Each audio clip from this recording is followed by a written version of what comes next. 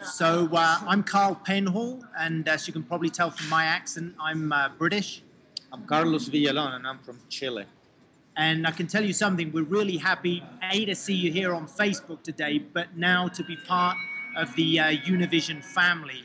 And on the one hand, it's a great privilege, and on the other, a great responsibility that you and your families are going to allow us into your living room. It's also a challenge too, because I know that there are a lot of young Latinos out there as well who maybe don't watch TV so much, who are much more internet savvy, who are much more out there on the social networks. But what Carlos and I were saying was, don't think you're going to escape from us, because we're not only going to be reporting to you on the TV, we're going to find you on the internet, we're going to find you on the social networks, and what we hope is that you'll come and find us too, so that this is a meeting place for us. We can report to you, but you can also give us some feedback and tell us what your concerns are as well. The idea basically is to have a conversation with you people. We're very happy to just have the tools here, plus video cameras or photographic camera, audio, but basically it's to use these elements to have a conversation with you. This is what I hope, or we're hoping for.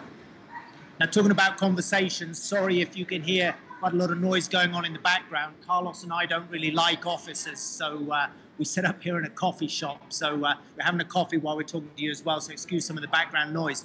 But we're grateful as well that some of you have already sent us questions. The first of those questions, a little bit complicated, because the question is, what do we think about the lack of cooperation on the part of the US authorities in giving threatened Mexican journalists visas? Well, on the one hand, we know from our experience in working in Mexico before that Mexican journalists on the whole are a tough breed. They're a brave lot, and you have to be, because we know that they are suffering constant threats day in, day out. What we also know is that any conflict scenario, whether it's a military conflict, whether it's a social conflict, or whether it's a drug war like in Mexico, that the truth sometimes is hard to find, and that there are many interests out there trying to silence the truth. Of course, they say no story is worth a life, but we know that a lot of those Mexican journalists, like us ourselves, doing journalism, telling stories is our passion, and so we hope that Mexican colleagues can continue to find the space, to work out the space, to continue to report from where we need them to be reporting from. In the past, I met several great journalists in Mexico, especially in Juarez and in Reynosa. Very brave people, and I understand they sometimes run into trouble. It's a very difficult place to cover. But I think that in terms of asylum, I think the United States should obviously view each case, and when necessary, if someone is threatened, why not giving them asylum? And I'm very happy we're heading north in a few days, and we're going to meet with these colleagues again. Say hello from Colombia now, and hope to see you soon, guys. The second question that you guys have asked us over Facebook is a little bit easier to answer. What's been the most dangerous situation for us? Now, it must be said that if I tell you what the most dangerous situation is, please don't go and tell my mum, because both with Carlos and I, we try to keep some of this information away from our mums and dads so they don't panic so much. But for me, perhaps it was Iraq. It was the first offensive against the city of Fallujah. If my memory serves me, that was back in 2004. And I was with a group of Marines. They had set up base in a house overlooking part of the city. And then the house came under very severe attack by insurgent fighters who were throwing grenades in the window. They were launching RPGs in through the window as well. And at one point, one Marine got killed, 15 others got injured. And at that point, it was unsustainable. And so the Marine commander gave the order to kick all the doors off inside the building so that they could be used as stretchers for the wounded.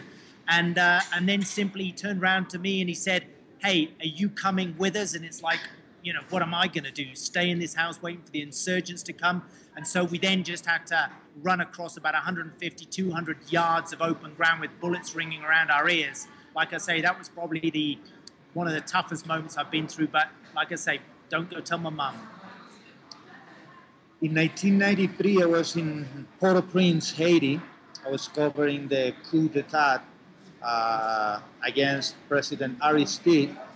I've been there 2 weeks in Port-au-Prince. I remember there was plenty of dead bodies on the streets, and the police, the local police, wouldn't let people to recover the bodies from the streets. So it was like a very, very scary scene. I was there for 2 weeks. I got used to it. Everything was fine.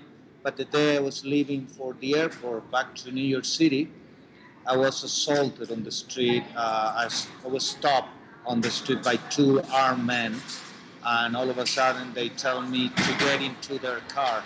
I knew it was going to be a very bad situation if I was going to be in their car. So I just told them for several minutes that I wasn't going to get into their car. Even I told them once, like, you guys can kill me here. Why you spend so much money in gas to taking me out to town and kill me there? So finally, people started to gather there on the streets. It's 7 in the morning in Port-au-Prince.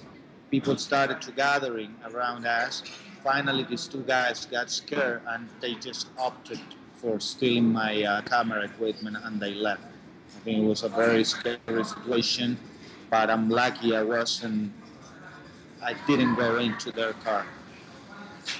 So I guess we'll wrap it up now, and thanks for joining us. And like I say, we look forward to seeing you out there on the road, whether it's here on the social networks, whether it's on the web pages. We don't care whether it's in English or in Spanish. The point is that we all have a conversation. We are going to try and twist your arms to tune into the telly, into the TV, but we do want to see you out here on the World Wide Web as well. And I guess in the next couple of days, Carlos, we're headed to Mexico, right? Yeah, we're going to be first in Guatemala City, and then we're going to drive towards the Mexican border. We don't know exactly what entry point we're going to, but it could be around Petén or Tecunumen. We don't know yet. We'll let you know. And it's going to be drugs and immigration, I guess, so we'll see how we get on. But like I say, let's hope we see you out there on the road. Sure thing, we're going to ride a train a little bit. On top of the roof. Take care. Thanks a lot, guys. Bye-bye. Take it easy.